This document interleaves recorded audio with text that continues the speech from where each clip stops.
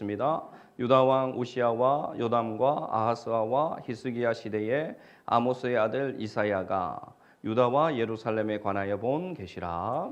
하늘이여 들으라, 땅이여 귀를 기울이라. 여호와께서 말씀하시기를 내가 자식을 양육하였거늘 그들이 나를 거역하였도다. 소는 그 임자를 알고 나귀는 그 주인의 구유를 알건만은 이스라엘은 알지 못하고 나의 백성은 깨닫지 못하는도다 하셨도다. 슬프다 번제한 나라요, 허물진 백성이요, 해각의 종자요, 행위가 부패한 자식이로다. 그들이 여호와를 버리며 이스라엘의 거룩하신 이를 만홀히 여겨 멀리하고 물러갔도다. 너희가 어찌하여 매를 더 맞으려고 배역을 거듭하느냐? 온 머리는 병들었고 온 마음은 피곤하였으며 발바닥에서 머리까지 성한 곳이 없이 상한 것과 터진 것과 새로 맞은 흔적뿐이거늘 그것을 짜며 싸매며 기름으로 부드럽게 함을 받지 못하였도다. 너희의 땅은 황폐하였고 너희의 성읍들은 불에 탔고 너희의 토지는 너희 목전에서 이방인에게 삼켜졌으며 이방인에게 파괴된 같이 황폐하였고 딸 시온은 포도원의 망대같이 참외밭의 원두막같이 에워싸인 성읍같이 겨우 남았도다. 만군의 여호와께서 우리를 위하여 생존자를 조금 남겨두지 아니하셨다면 우리가 소돔 같고 고모라 같았으리로다. 아멘. 자리에 앉으시면 되겠습니다. 하나님 아버지 감사합니다. 주님의 이 귀한 말씀 또 엄중한 말씀을 우리 사랑하는 성도들과 이 부족한 종이 나누기를 원합니다. 성령께서 우리 가운데 함께하여 주셔서 이 말씀을 깨닫게 하여 주시고 이 말씀대로 살아갈 수 있는 은혜와 진리의 영으로 인도하여 주옵소서. 주님을 의탁하고 예수님의 이름으로 기도드리옵나이다. 아멘. 오늘 말씀 1절을 보면 이사야 말씀이 이렇게 시작합니다. 유다 왕 우시야와 요담과 아하스와 히스기야 시대에 아모스의 아들 이사야가 이렇게 되어 있어요. 여기서 보시면 우시야, 요담, 아하스, 히스기야 다 왕들의 이름입니다. 그러니까 이 이사야 선지자는 이 네 왕조가 바뀌는 동안 하나님께로부터 선지자로 쓰임받은 귀한 인물입니다. 이때 어떤 일이 있었느냐? 북이스라엘이 아수르를 통해서 멸망당했어요. 그래서 수많은 변화의 시기였고요. 남유다조차도 우상 숭배와 여러 가지 죄악으로 하나님의 심판이 임박한 매우 타락한 시대가 바로 이 시대였습니다. 그래서 여러분 이 시대에 활동한 선지자들이 많이 있어요. 동일한 시대에 북이스라엘에는 아모스 선지자 들어보셨죠? 그리고 호세아 선지자가 북이스라엘에 같이 활동했고요.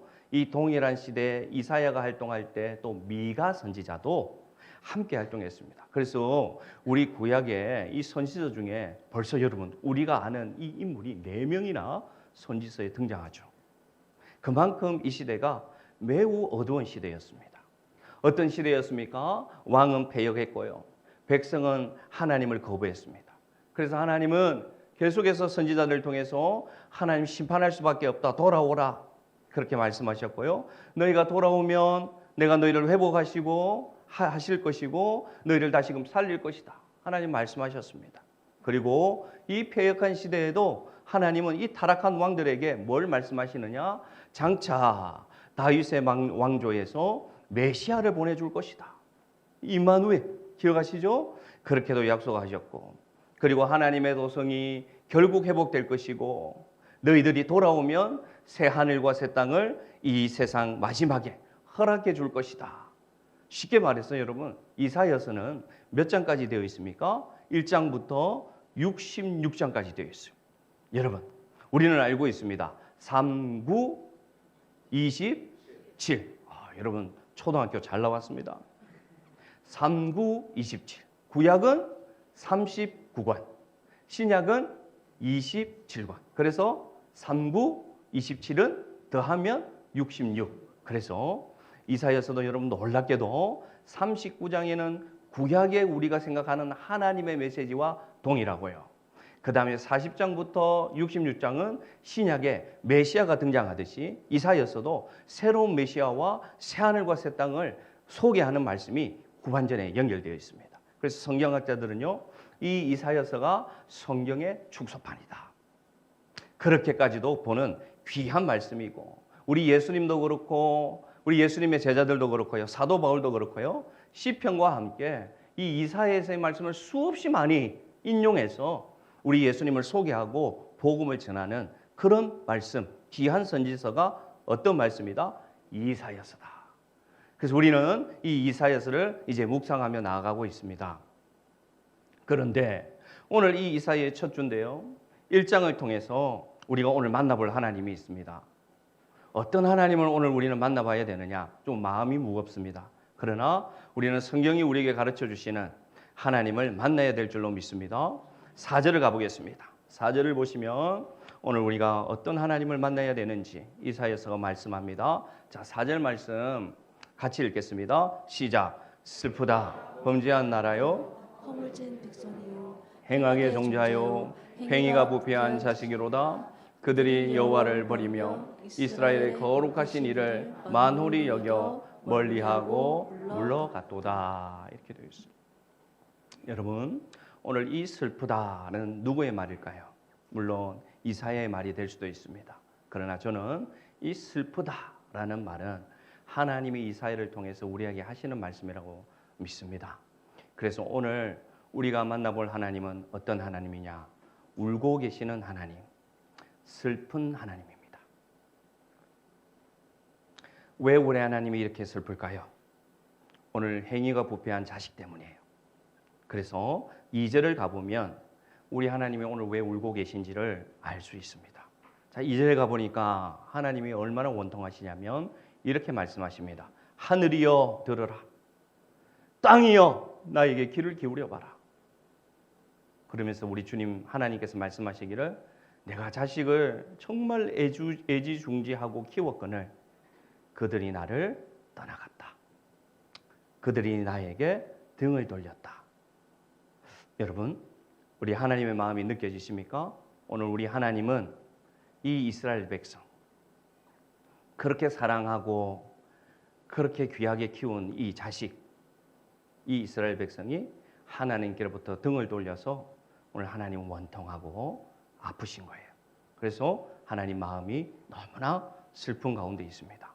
3절에 보니까 이렇게 말합니다. 소는 그 임자를 알고 나귀도 그 주인의 구유를 알거만은 내가 낳고 내가 기른 내 자식은 뭐라고 말합니까? 나를 알지도 못하는구나. 그래서 우리 하나님은 오늘 슬퍼하고 계십니다. 자, 그러면 우리 하나님이 이 자식을 바라보는데 이 자식의 형편이 어떤지 한번 볼까요? 이 자식의 모습입니다. 5절에 가보시니까 이렇게 되어 있습니다. 너희가 어찌하여 매를 더 맞으려고 폐역을 거듭하느냐.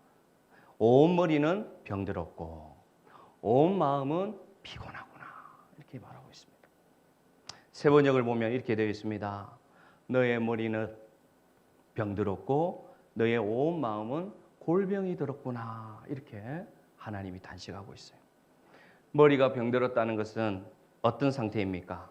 하나님의 지혜로 채워져야 있을 백성이 그 지혜가 떠나가서 온갖 생각이 왜곡되고 늘 부정적 생각이 가득 차고 세상을 살아가는데 판단이 온전치 못해서 늘 번민과 괴로움 속에서 있는 상태가 뭐냐? 머리가 병든 그런 상황이고요. 마음이 골병이 들었다는 어떤 상황입니까? 평안은 다 깨지고 불안과 근심, 신경질과 화가 늘 차지하고 슬픔과 한탄으로 밤을 새는 성한 것이 하나도 없는 이 상태가 뭐냐? 머리가 병들고 마음이 골병든 상태입니다. 이것이 바로 하나님께 등을 돌린 자식의 모습이란 거예요. 그 다음에 여러분, 그러한 자식이 살아가는 인생의 형편은 어떠합니까? 7절 가보겠습니다. 너희의 땅은 황폐하였고 너희의 성읍들은 불에 탔고 너희의 토지는 너희 목전에서 이방인에게 삼켜졌으며 이방인에게 파괴된 같이 황폐하여져 버렸다 얘기합니다. 뭘 말합니까? 세상을 살아가는데 마음대로 되는 게 하나도 없어요. 그래서 세상의 형편이 너무나 비참해요. 삶의 터전과 환경이 다 황폐해버리고 세상의 그 모든 권력에 빼앗겨버려서 내 힘대로 살아가지 못하는 형편. 그러니 여러분, 이 형편에 있는 자식이 여러분의 자식이면 마음이 어떨 것 같아요? 여러분이 자녀를 그렇게 애지중지 귀하게 키웠는데 우리로부터 등을 돌려버렸어요. 우리를 찾지 않아요. 그 다음에 찾지 않으면 그나마 좀 잘 살지. 근데 살아가는 형편이 뭐냐? 정신도 온돈지 못하고 마음도 늘 불안과 염려 속에서 살아가고 거기다가 살아가는 삶의 형편을 보니까 다 빼앗기고 빚지고 엉망이에요. 그런 자식이 여러분의 자식이면 여러분 마음 어떨 것 같아요? 아무렇지도 않을 것 같아요? 마음이 찢어지죠.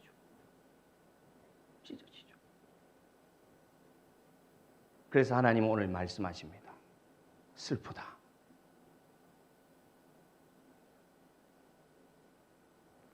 이 말씀은 750년 전에 이스라엘 백성에게만 해당되는 것이 아닙니다. 오늘 이 말씀을 듣는 가운데 여러분의 형편을 돌아보시길 바랍니다. 여러분의 머리는 온전합니까? 여러분의 마음은 지금 건강합니까? 여러분의 삶의 형편은 하나님 은혜로 충만합니까? 오늘 이 말씀을 듣는 가운데 목사님, 이 말씀이 나의 형편과 같아요 라는 마음이 들면 오늘 하나님을 떠올리시기를 바랍니다. 저는 이 말씀을 묵상하고 기도하는 가운데 예수님이 하신 예화가 떠올렸는데요. 어떤 예화가 떠올렸느냐? 두 아들 이야기가 있어요. 누가복음에 보면 둘째 아들이 이렇게 말합니다. 아버지, 어차피 아버지가 죽으면 나에게 유산을 줄 거 아닙니까? 그러니 미리 주세요. 그러면 내가 그거 가지고 한번 잘 살아보겠습니다. 며칠을 쪼르는 겁니다. 이 사랑이 많은 아버지는 그래, 네가 그렇게 원한다면 한번 해보거라 하고 유산을 나누어 줬습니다. 이 둘째 아들이 그 유산을 갖고 먼 곳으로 나가서 며칠이 안 돼요. 허랑방탕하여 다 어비합니다. 그리고 궁핍하여집니다. 땅에 흉년이 찾아와서 이제는 자기의 친구로부터도 공급받지 못하는 형편이 되었어요. 돼지치는 자가 되어서 그 부잣집의 귀한 아들이 돼지치는 자가 되어서 돼지가 먹는 지염염료로 배를 채우다가 던져버리면서 깨닫습니다. 내가 왜 이렇게 되었을까? 내가 왜 이렇게 되었을까? 그러면서 아버지를 떠나온 자신을 깨닫게 되었어요. 여기서 내가 줄여 죽는구나. 저는 말씀을 묵상하는 가운데 이 전반부에 등장하는 아버지께로 등을 돌린 자식의 모습이 바로 오늘 자기 힘으로 살 수 있다고 큰 소리치고 세상 가운데 살다가 실패한 이 아들의 모습과 같구나 라는 것을 알게 되었어요. 우리 하나님이 또 슬프신 이유가 두 번째로 있습니다. 첫 번째는 아버지로부터 등을 돌린 자식이기 때문이고요. 두 번째는 뭐냐? 12절 말씀 한번 읽읍시다. 왜 하나님 울고 계시는가? 12절 말씀 시작. 너희가 내 앞에 보이러 오니 이것을 누가 너희에게 요구하였느냐? 내 마당만 밟을 뿐이니라. 아멘. 우리가 잘 아는 말씀이기도 하죠. 하나님이 이렇게 말씀하십니다. 너희들이 나를 만나러고는 나오지만 이 제사에 예물을 준비해서 나를 만나러 나오는 것 같지만 실상은 뭐라고 말합니까? 내 마당만 밟다가 돌아가는구나. 그래서 하나님은 오늘 울고 계신 거예요. 뭘 말하고 있습니까? 하나님을 만나러 나오지만 정작은 하나님 만나러 나오지 않는 예배자. 하나님께 예배드린다고 나오지만 마음에는 온갖 다른 중심으로 가득 찬 예배자. 겉으로는 두 손 들고 찬양하고 겉으로는 아주 좋은 말로 유창한 말로 기도하지만 마음에는 정작 말씀이 없고 실천이 없는 형식만 남은 예배자를 보고 하나님 뭐라고 말씀하시느냐? 언제 내가 너희에게 오라고 했냐? 너희가 오면 뭐하냐? 마당만 밟다 돌아갈 뿐이 아니냐? 이렇게 말합니다. 왜 이렇게 되었을까요? 10절을 보면 알 수가 있습니다. 왜 마당만 밟는 예배자들이 되었을까? 10절을 보시면 이렇게 말합니다. 여호와의 말씀을 들을지어다. 너희 고모라의 백성들아, 우리 하나님의 법에 귀를 기울일지어다. 아멘. 왜 이런 형편이 되는지 하나님 말씀하십니다. 왜 마당만 밟는 겉과 속이 다른 중심이 없는 하나님이 없는 껍데기인 예배자 되는 이유는 뭐냐? 뭐라고 말합니까? 무엇을 들어라? 여호와의 뭐를 들어라? 말씀을 들어라. 목사님, 우리가 지금 잘 듣고 있잖아요. 아닙니다. 말씀을 잘 듣는다는 것은 뭐냐? 귀로 듣는 것이 아니라 마음으로 듣는 것이 말씀을 듣는 것임을 기억하시길 바랍니다. 그러므로 여기서 말하는 말씀을 들어라 라는 의미는 뭐냐? 말씀대로 어떻게 하라? 살아가라는 거예요. 아무리 설교를 듣고 아무리 말씀을 묵상해도 그 말씀이 머리에만 남고 휘발되어 잊혀져 버리고 정작 내가 세상을 살아갈 때는 아무런 말씀 없이 살아가니 하나님께서 보실 때는 그들이 예배 자리에 나와도 삶에 아무런 변화가 없고 살아있지 않는 껍데기에 불과하니까 하나님 마음이 슬픈 거예요.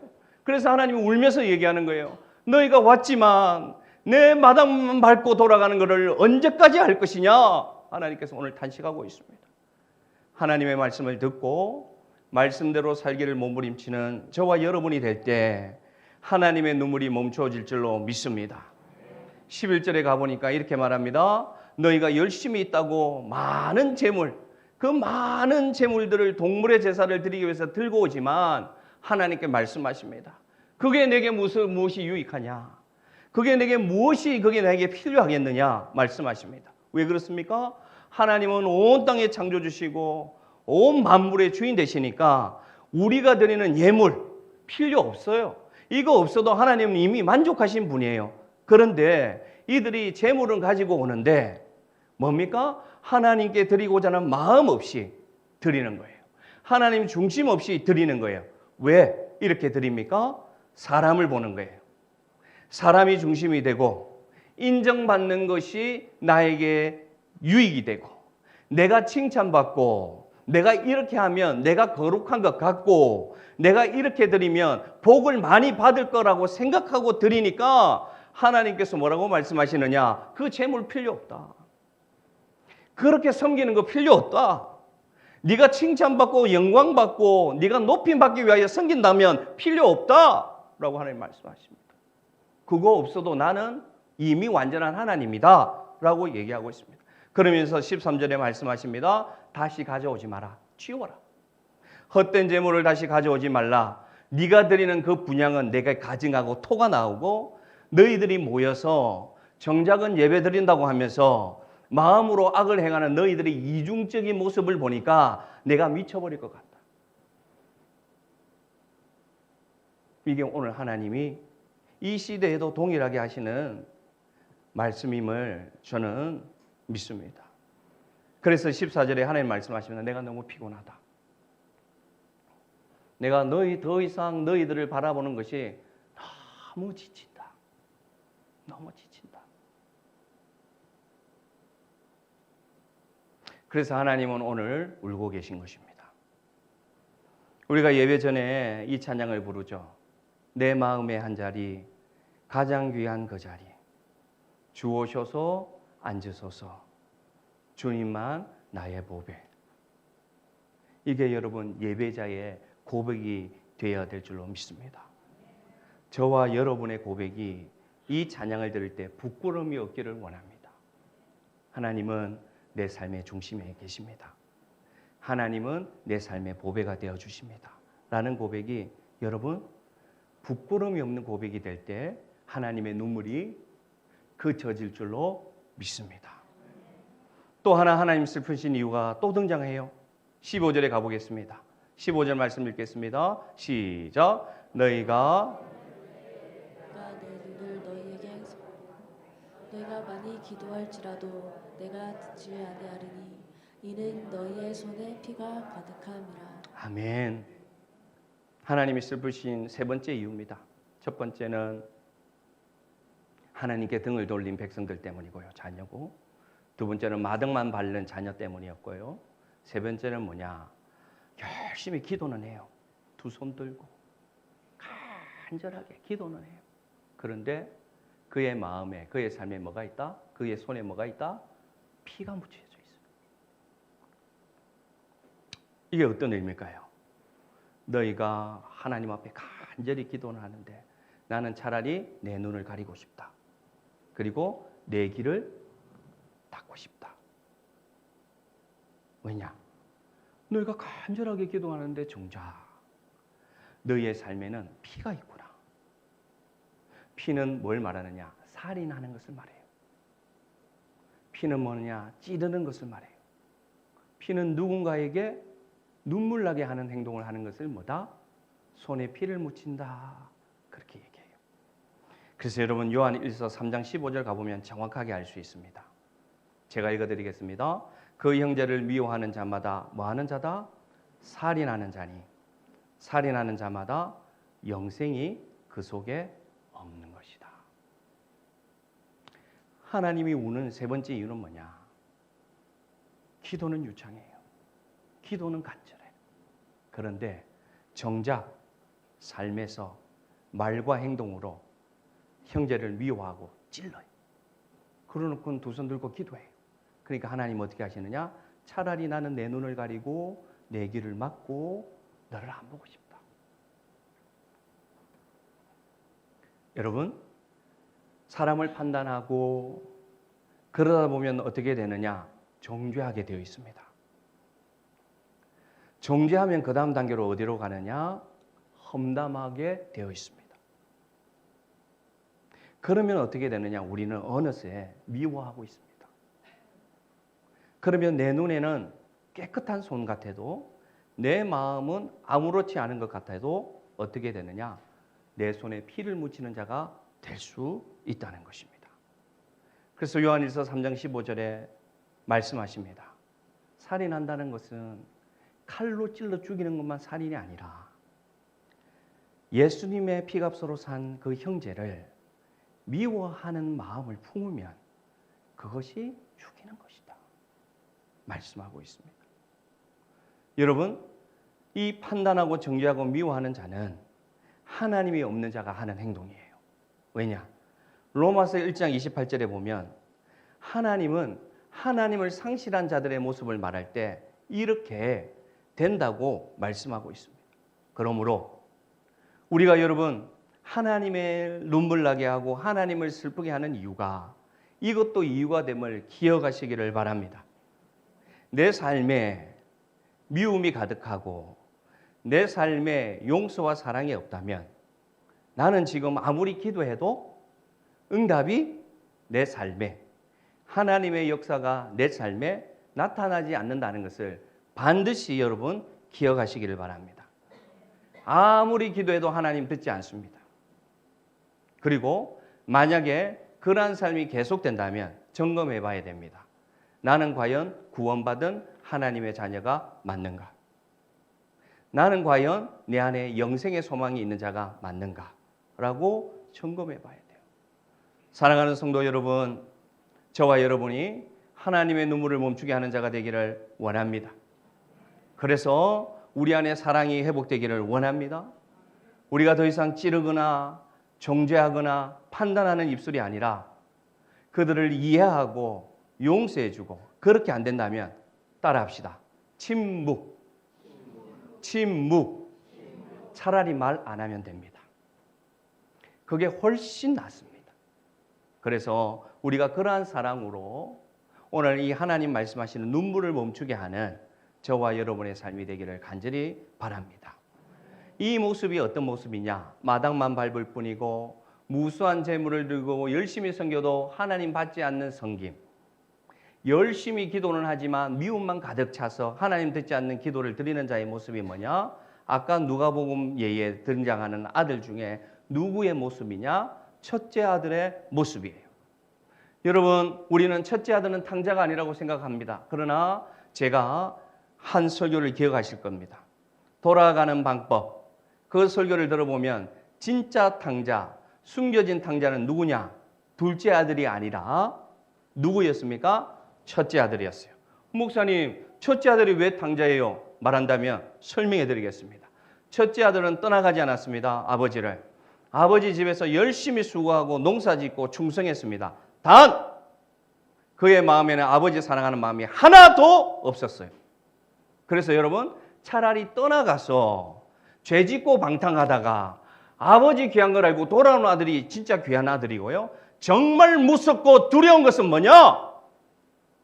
스스로는 잘 믿는다고 생각하고 스스로는 아무 잘못 없다고 생각하면서 마음에 하나님 없는 믿음이 진짜 탕자예요.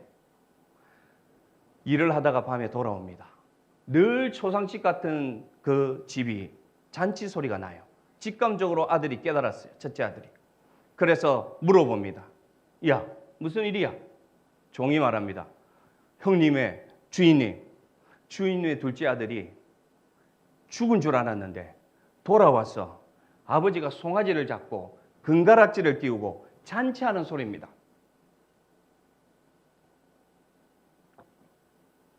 여러분, 첫째 아들이 어떻게 반응합니까? 뭐라고?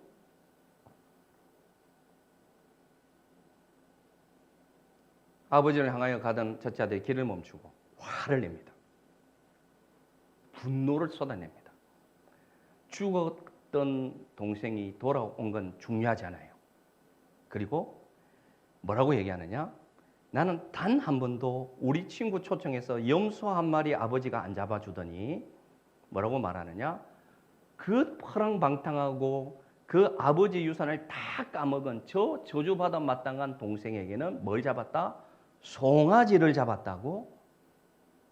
자, 이 큰아들의 발작 버튼이 뭐였습니까? 송아지예요. 죄송하지만 아버지보다 이 첫째 아들이 더 귀한 게 뭡니까? 송아지예요.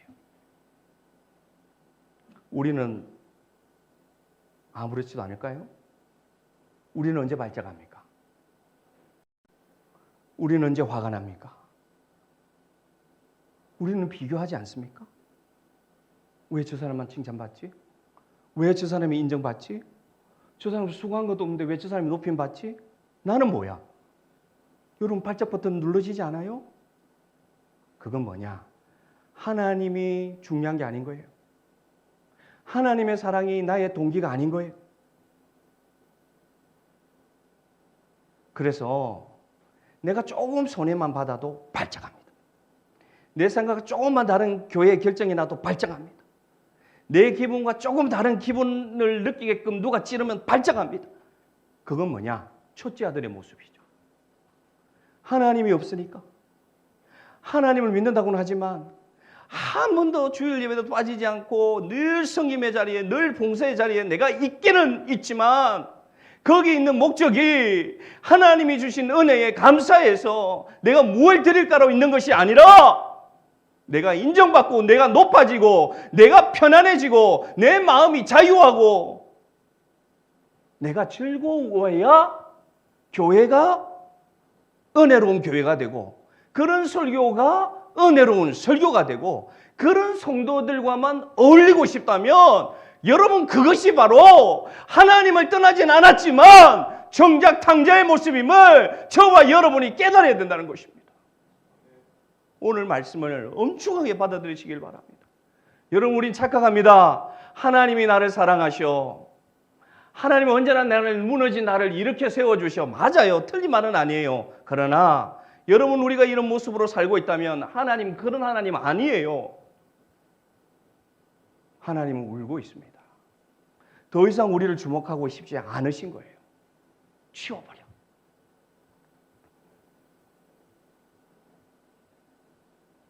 아버지가 나와서 첫째 아들에게 얘기합니다. 얘야, 답답하. 뭐라고 얘기하느냐? 그 재산을 나누어 줄 때 너도 똑같이 너는 2배를 주지 않았느냐? 여러분, 유대 사회에서 유산을 나눌 때 장자는 2배를 가져갑니다.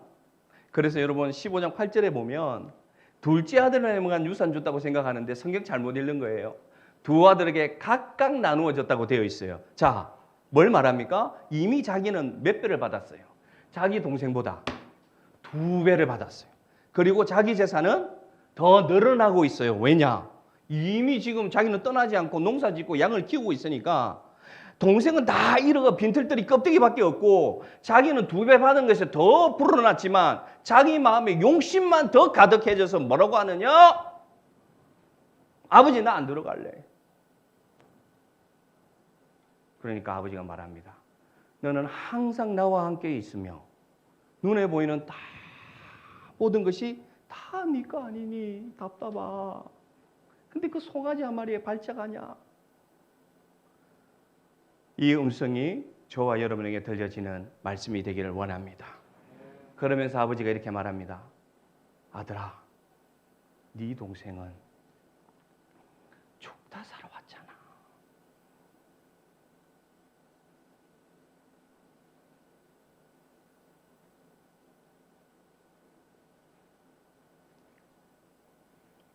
저도 목회를 하다 보면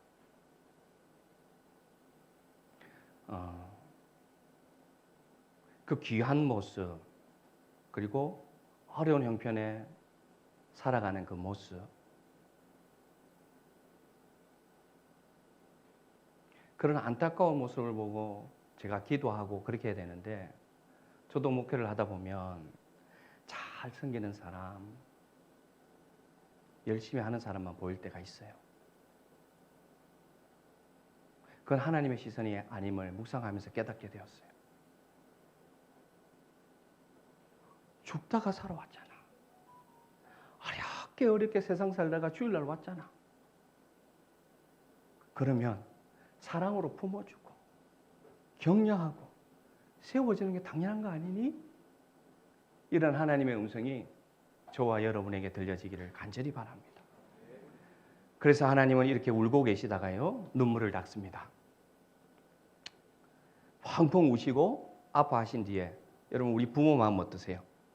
부모를 키우는 우리 부모님, 자녀를 키우는 부모님들 예상치 못한 사고를 치는 자식들이 있잖아요. 그 선은 안 넘을 줄 알았는데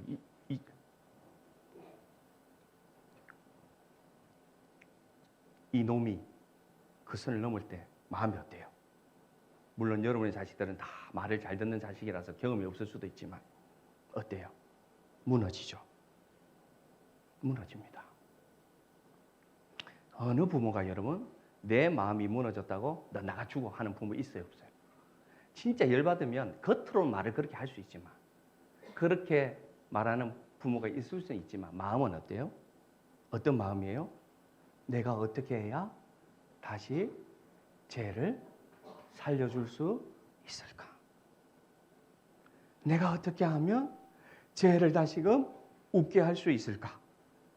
그게 여러분 우리 육신을 가진 부모의 마음이 그런데 하물며 우리를 창조하시고 우리를 위하여 독생자 예수님을 그 십자가에 갈기갈기 찢기고 죽기까지 사랑하신 아버지 마음은 어떨 것 같아요? 그 하나님 마음은 어떨 것 같아요? 그 하나님 마음은 얼마나 여러분 아플 것 같아요? 그래서 하나님은 어떻게 하느냐? 돌아오라 얘기하십니다. 이 백성들에게 여러분 너희들은 끝났어. 너희들은 더 희망이 없어. 때려치워 하지 않습니다. 내 같으면 그럴 것 같은데 18절에 가보면 갑자기 하나님께서 이 본문 가운데 뜬금없이 뭐라고 얘기하느냐? 여호와께서 말씀하시되 나가 죽으라 하지 않고 뭐라고 말합니까? 오라. 우리가 서로 변론하자. 왜 여러분 여기서 하나님이 오라 내가 용서해 주마 그렇게 하지 않고 오라 우리가 왜 변론하자고 얘기할까요? 이 자식이 어떤 상태입니까? 거역하고 있는 상태잖아요. 돌아서 있는 상태잖아요. 아버지 필요 없어. 너 같은 아버지 필요 없어 하고 돌아서 있는 상태잖아요. 그 아들에게 와라 내가 품어줄게 하면 그게 용서가 됩니까? 화해가 됩니까? 안 돼요. 그래서 1단계를 뭘 얘기하느냐? 우리 하나님은 정말 인간적인 분이시고요. 우리는 눈높이를 맞춰주는 분입니다. 와서 나에게 한번 따져봐라 합니다. 나한테 따져도 되니? 나한테 삿대질을 해도 되니? 뭐라고 얘기하느냐? 제발 나를 좀 만나자. 이게 아버지의 마음임을 저는 믿습니다. 이 본문을 묵상하지 않으면 그냥 넘어가요. 근데 이 본문에 들어간 하나님 마음은 뭐냐? 와라, 내한테 욕해도 돼. 내한테 욕해도 돼. 내한테 따져도 돼. 그러나 일단 만나자. 아들아, 일단 만나자. 일단 만나면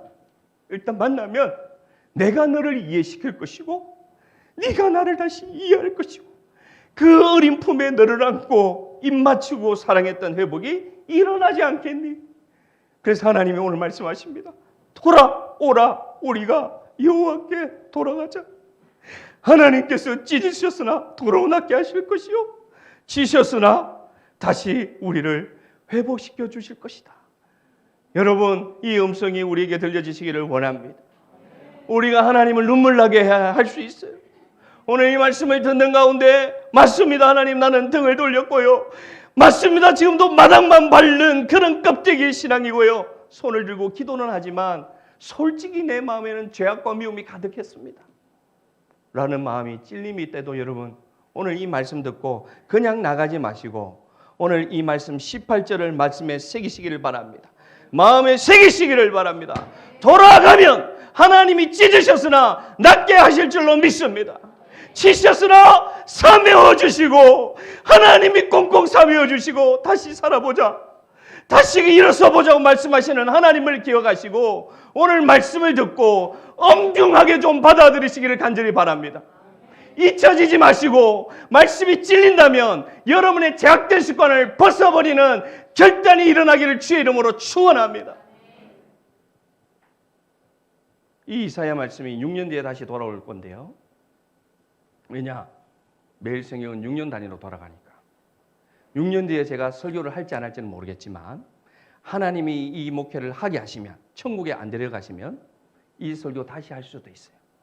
그때는 여러분 눈물 나게 하나님이 아니라 하나님, 그래도 제가 그때 그 설교를 듣고 6년이 지난 그날 2032년이겠네요.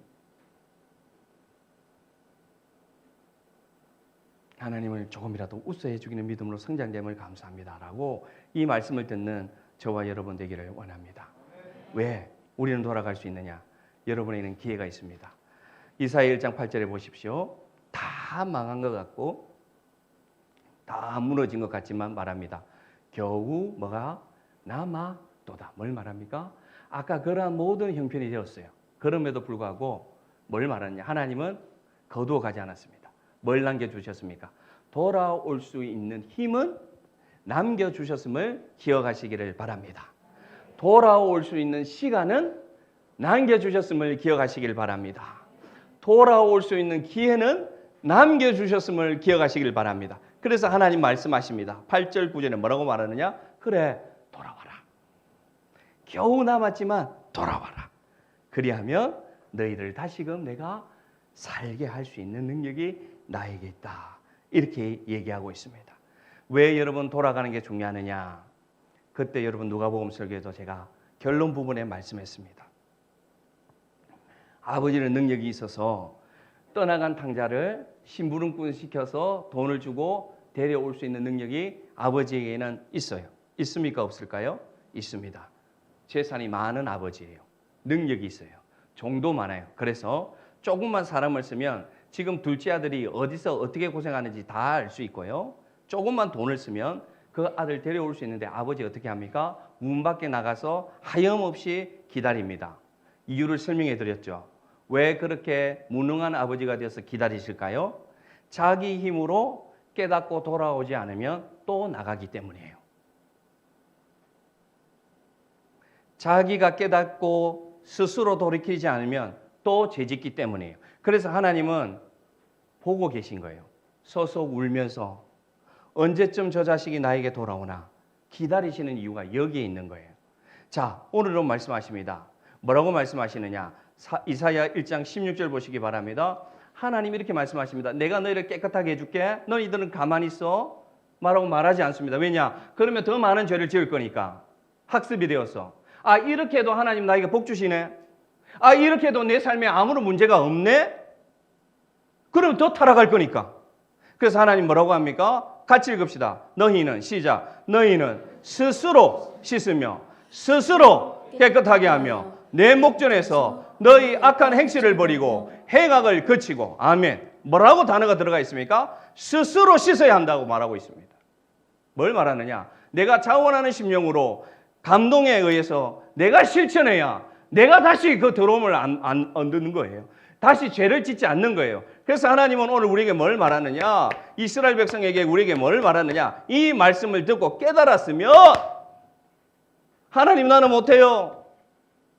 일단 들었으니까 하나님 날 몰라요. 하나님 일단 한번 해보세요. 이게 아니라 여러분 마음에 지금 찔리는 게 있으면 어떻게 하자? 스스로 어떻게 하자? 끊어내자. 할렐루야. 스스로 씻고 스스로 깨끗하게 하여 하나님 앞에 나아가자. 결단하자. 저와 여러분이 이런 믿음 되기를 원합니다. 자, 누가복음 15장 17절 보십시오. 이 탕자가 어떻게 돌아왔느냐 말씀 기억날 겁니다. 자, 15장 17절 시작. 이에 스스로 돌이켜 이르되 내 아버지에게는 양식이 풍족한 품거리가 얼마나 많은가. 나는 여기서 줄여 죽는구나. 그 다음 절 이에 어떻게 일어나 어떻게 됩니까? 아버지께로 돌아가니라. 아멘. 들어서 옮길 수 있는 하나님이다. 그렇게 하지 않는다. 왜냐? 이 탕자가 스스로 돌이켜 깨닫지 않으면 또 죄짓고 또 나가서 또 눈물 나게 할 것 뻔하기 때문에. 그래서 뭘 말하느냐? 오늘 이 말씀을 듣고 여러분 가운데 내가 이 모습이 하나님 눈물 나게 하고 근심하게 하는 행동이면 자, 스스로 씻으시고 결단하고 끊고 하나님 앞에 거룩한 삶으로 돌아서시길 바랍니다. 그러면 여러분 모든 진홍 같은 주홍 같은 붉은 죄도 죄된 습관도 하나님 깨끗하게 하시는 회복이 일어날 줄로 믿습니다. 말씀을 정리합니다. 우리는 하나님이 울고 계신다는 것을 기억해야 돼요. 우리는 자꾸만 사랑의 하나님, 긍휼의 하나님, 나를 품어주시는 하나님만 믿으려고 스스로 자위하고 있어요. 그렇지 않습니다. 내가 하나님을 눈물 나게 하는 삶의 행동이 있다면 오늘 말씀 가운데 돌아선 자식의 모습이 있고 마당만 밟는 믿음의 모습이 있고 손을 들어 기도하지만 내 안에 내 손에 피가 묻힌 모습이 있다면 오늘 여러분 돌아갈 시간이 있을 때 힘이 있을 때 지금입니다. 바로 하나님께 돌이키고 스스로 깨달아 다시금 우리 하나님에게 웃음나게 하는 자식으로 돌이키는 저와 여러분 되기를 간절히 바랍니다. 우리 함께 찬양하겠습니다. 이 찬양하고 말씀을 기억하고 기도했으면 좋겠습니다. 많은 이들이 말은 하고 많은 이들이 노래는 하지만 정작 자기는 가지 않는 길, 두려운 생각보다 많이 힘들고 험한 길보단 그저 말로만 가려 하는 자들이 많은 시대입니다. 이러한 시대에 오늘 이 말씀을 기억하고 하나님 알겠습니다. 제가 마음으로 가겠습니다. 제가 등을 돌린 모습에서 다시금 되돌리겠사오니 주여 나와 만나 주셔서 다시금 나를 회복하여 주옵소서. 다시 십자가의 길을 걷겠습니다. 다시 복음으로 살겠사오니 주여 이제는 울지 마시고 나로 인해 웃으시는 하나님 되기를 원합니다. 그렇게 결단한 마음으로 함께 찬양하겠습니다.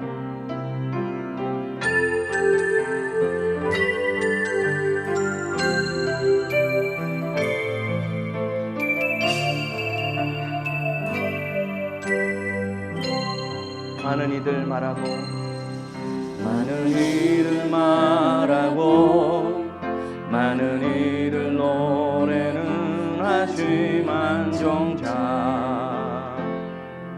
가지 않는 길 두려운 생각보다 많이 힘들고 험한 길보단 그저 말로만 가려기 해. 많은 이들 말하고 많은 이들 노래는 하지만 정작 가지 않는 길 두려운 생각보다 많이 힘들고 험한 길보단 그저 말로만 가려기 해. 점점 멀어져만 가네. 내게 생명 주었던 그 길 점점 이용하려 하네. 내게 사랑 주었던 그 길 다시 복음 앞에 내 영혼 선에 주님 만나 그때 나 다시 돌아가 주님께 예배드리며 다시 십자가의 길 걸으리. 점점 멀어져만 가네. 내게 생명 주었던 그 길 점점 하나님을 이용하려고만 하네.